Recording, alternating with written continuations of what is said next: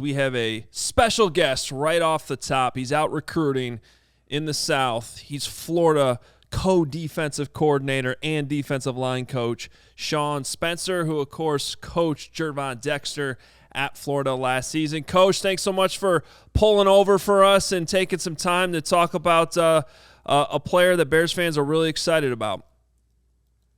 Oh, thanks for having me, guys, and I appreciate you having me on the show, and go Big G.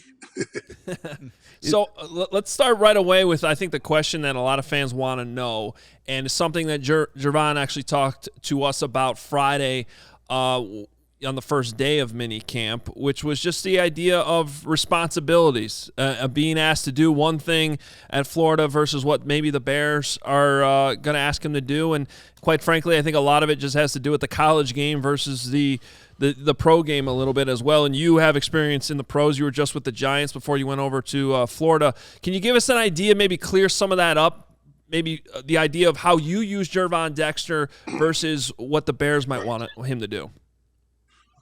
Well, there's some similarities in what we asked them to do in some of the fronts that we played.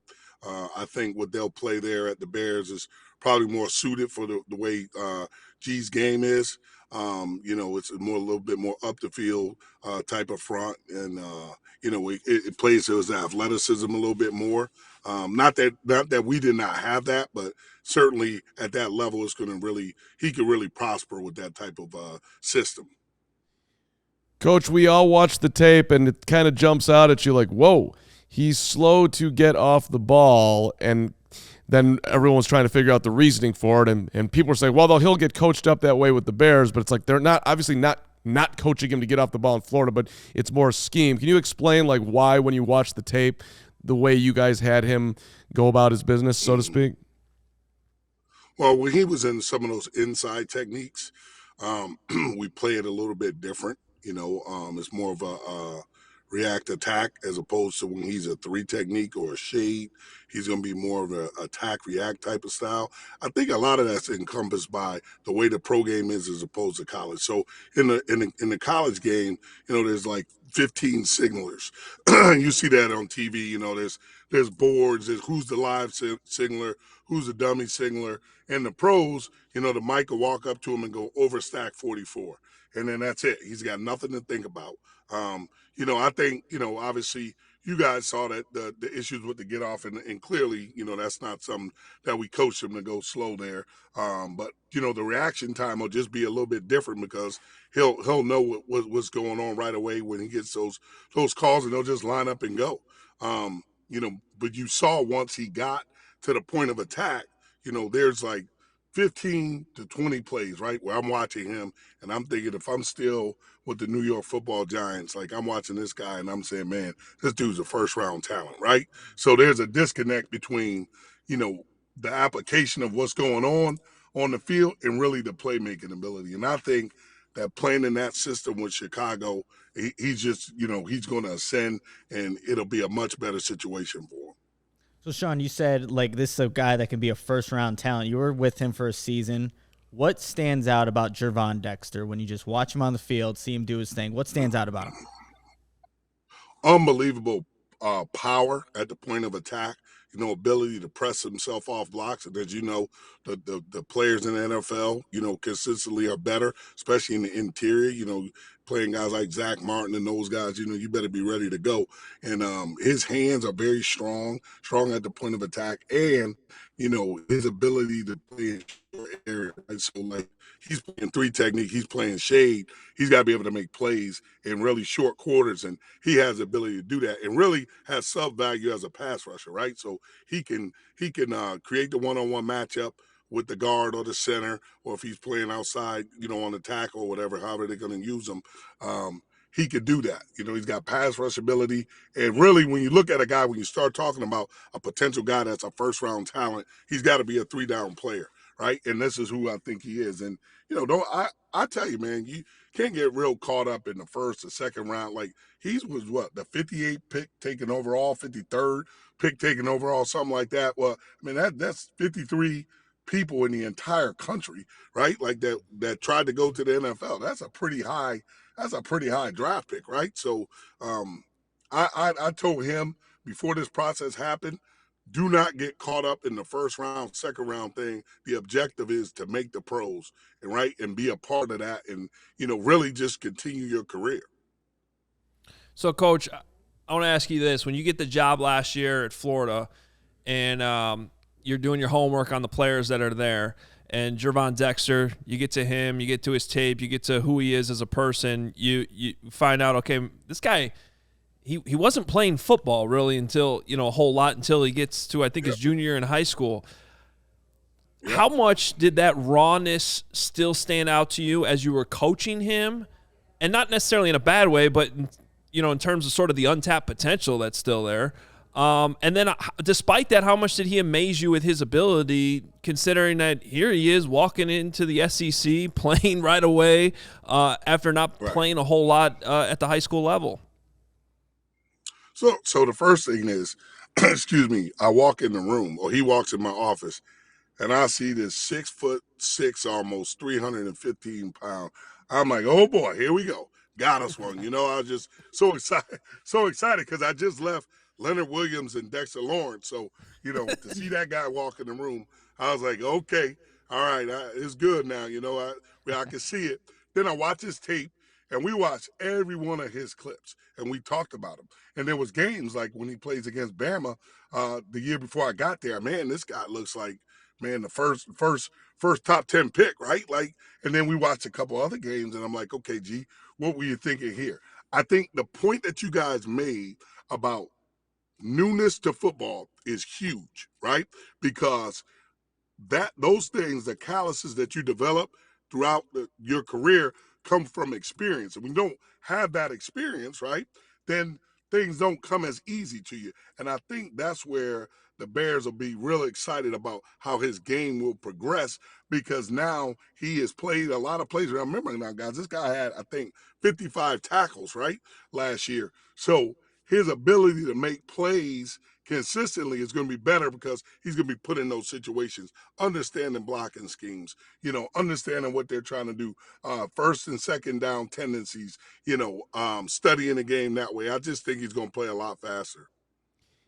Coach, if you go back, say, the first time you saw him to now, and you're calling him Big G, I'm looking for like more comp names that like you're watching him, and I like deep into, like, at first you thought he was this, and then you maybe thought he was that by the end. Did anything like that happen, like where you had sort of a differing opinion over time? No, not at all.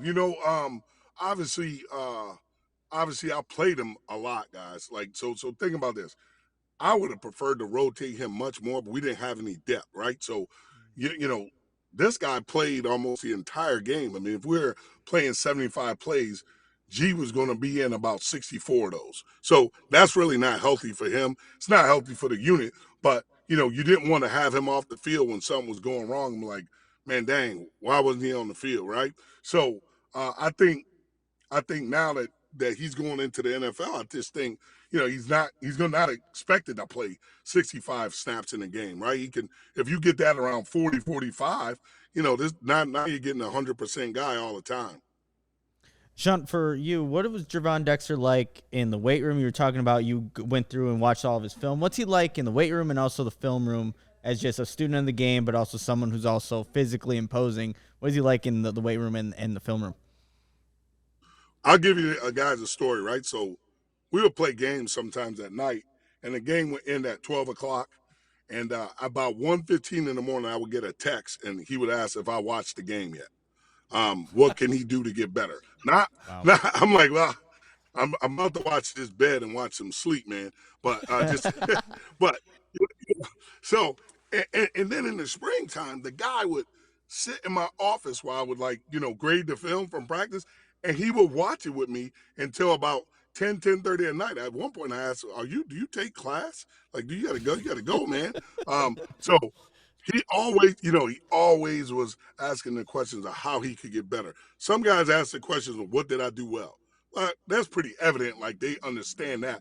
But when they ask the why of how they can get better, then you got something. So, I think people were impressed with him when he interviewed because he's able to speak the pro language.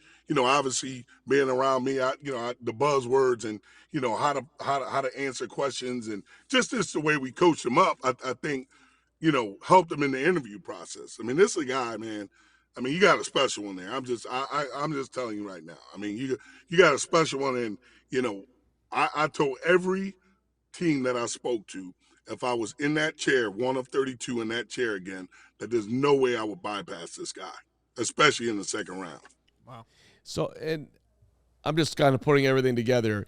You're on the road recruiting right now. You're sitting in your car. You're stopping, driving. You're making time for us, which Coach, you don't know us at all, and I guess maybe you have a little bit of a relationship with Nick, but you guys haven't been having dinner. So you're taking time out to speak on this dude. I mean, you must, and you're calling him Big G, and you just said it right there. But there's got to be something about him that you really like that you'll make this type of time to underline what the Bears are getting, and let people know let's be excited about what he's going to bring.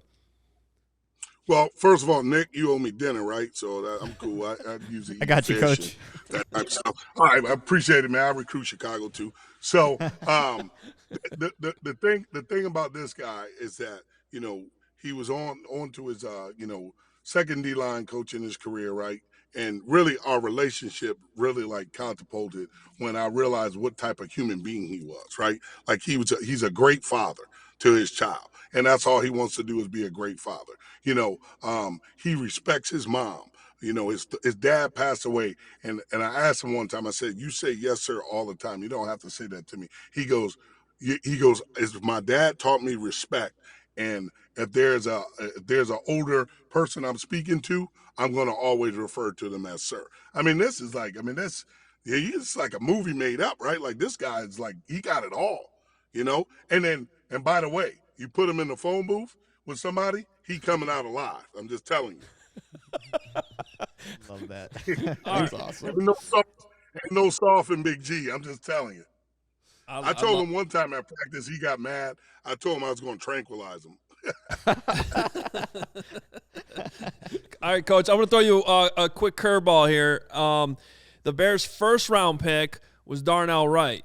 You guys played Tennessee last year. Game planning, I know I'm putting you on the spot here a little bit, but when you're game planning for that one, what was that like knowing that, and I know that was a little bit earlier in the season probably before Darnell Wright had really, locked himself down as a true right tackle, but what can you remember from that matchup?